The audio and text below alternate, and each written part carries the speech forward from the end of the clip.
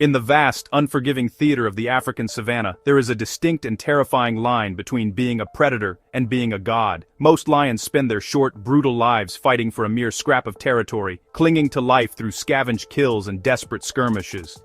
But every few decades, the heavens and the earth conspire to forge something different, something malevolent, something unyielding. You've heard the legends of the Mapogos and the sadistic reign of the Majinjalanes, but today we dive into the dark chronicles of the most physically imposing and systematically ruthless coalition to ever cross the Timbavati border. 5 brothers, born from blood and forged in the fires of nomadic survival. They were the Birmingham males, and they didn't just take over the Sabi Sands, they erased the old guard. Uno por uno. To understand the terror of the Birmingham Brothers, you must first understand the landscape they invaded. By 2015, the northern Sabi Sands was a land of uneasy peace, a fragile ecosystem ruled by the aging Matimba males. The Matimbas were veterans, survivors of 1,000 battles, but they were relics of a fading era. Peace in the wild is nothing more than a countdown to a slaughter, a temporary silence before the storm. Emerging from the Timbavati Game Reserve like a spectral army, 5 massive male lions, each in the absolute prime of their physical lives, began their relentless march south. These weren't the scrawny, desperate nomads usually seen wandering the fringes. These were buffalo-killing machines, weighing well over 500 pounds each, with manes that looked like the very shadows of the night. The rangers who first spotted them, recording their movements in field reports in the deep archives of wildlife forums, spoke of a silent, terrifying coordination. They didn't roar to announce their presence like arrogant kings. Instead, they moved with the chilling precision of a hit squad. They marked the land not just with scent, but with the palpable aura of an impending execution. They were the Timbavati Five, and their arrival was the death knell for the status quo. The Matimba males, sensing the sheer, overwhelming power of the 5 brothers, made the only tactical decision that allowed them to keep their lives: they fled. But the Birminghams weren't satisfied with a simple retreat. They didn't want a vacant throne, they wanted to purge the very memory of those who came before. The uno por uno strategy of the Birmingham coalition was a masterclass in psychological and physical warfare. They didn't just walk into a territory, they dismantled it. They would split into smaller tactical units, flanking prides with a level of intelligence that bordered on the supernatural. One of the most chilling accounts in the history of the Greater Kruger area involves their interaction with the Nkuma pride. The Birmingham brothers didn't just take the lionesses for themselves, they embarked on a systematic liquidation of the future. Every single cub born of the previous lineage was tracked down. In the world of dark nature, this is where the mask of the majestic lion slips to reveal the face of a cold-blooded killer. Witnesses described the sounds of those nights, the relentless guttural roars of the 5 brothers echoing across the plains as they hunted through the thickets, sniffing out the hiding places of the innocent.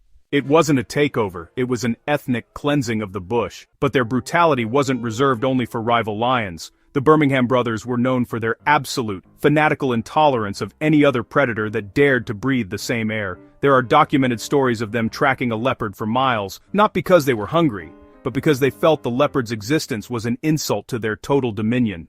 They would wait for the leopard to make a kill, then they would descend like a mountain of muscle, not to steal the meat, but to crush the leopard's skull.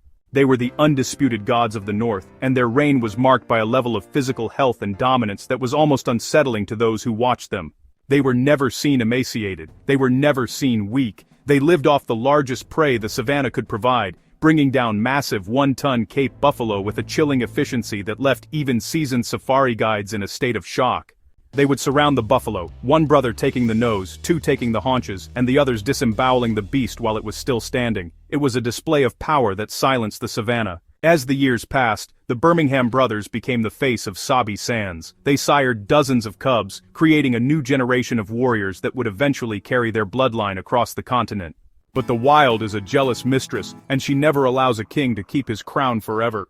By 2018 and 2019, the relentless march of time began to claw at the edges of the coalition. The 5 brothers, once an unbreakable wall of muscle, started to feel the weight of their own legend. They had spent years fighting, hunting, and patrolling, and the scars on their faces were no longer just medals of honor, they were maps of their decline. The cracks in the armor began to show. Internal politics, rarely seen in such a strong brotherhood, started to simmer. There were reports of tension over breeding rights, and moments where the brothers would snap at each other with a ferocity that suggested the unity was fraying. And while they were looking inward, the borders were, honestly, being watched. Younger coalitions, nomads who had spent their lives in the harsh periphery, were watching and waiting.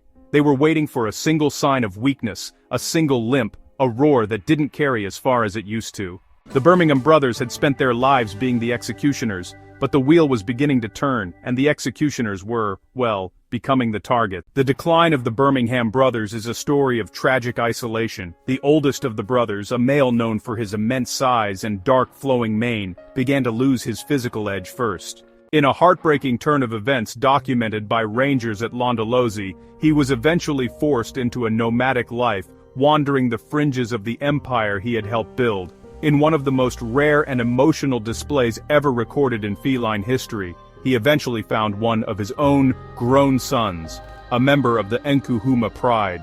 In a rare display of feline bonding born of absolute desperation, father and son formed a duo to survive the encroaching shadows. They were two generations of kings, reduced to scavenging and hiding from the new powers rising in the south.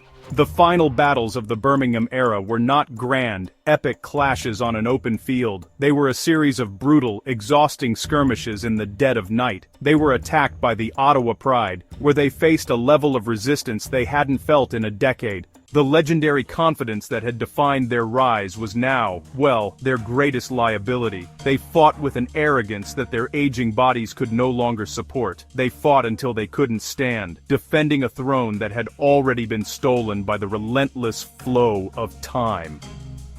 When the last Birmingham male finally succumbed, it wasn't just the death of a lion, it was the closing of a chapter of unparalleled dominance.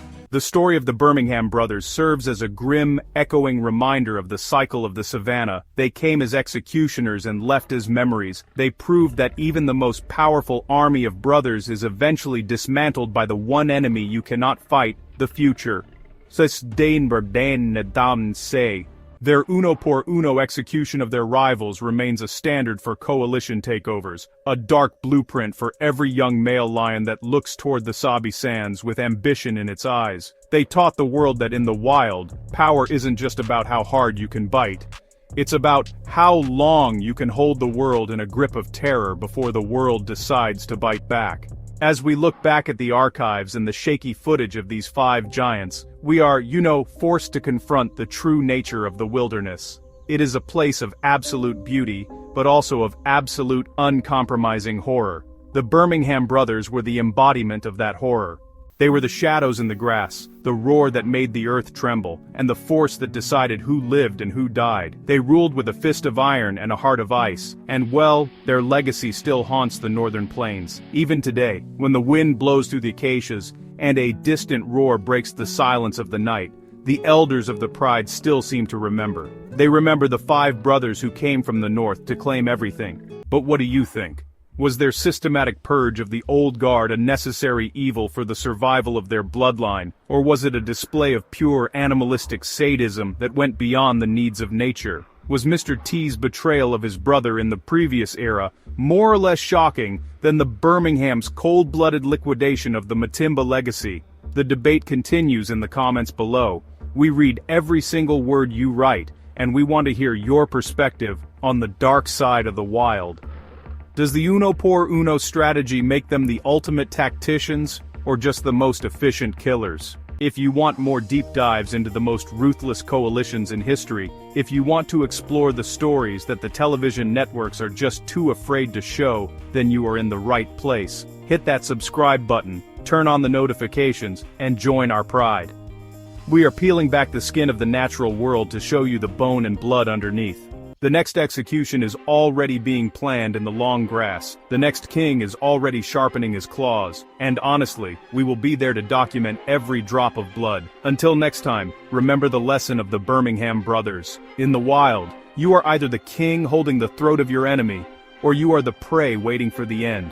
The savannah is watching. Are you?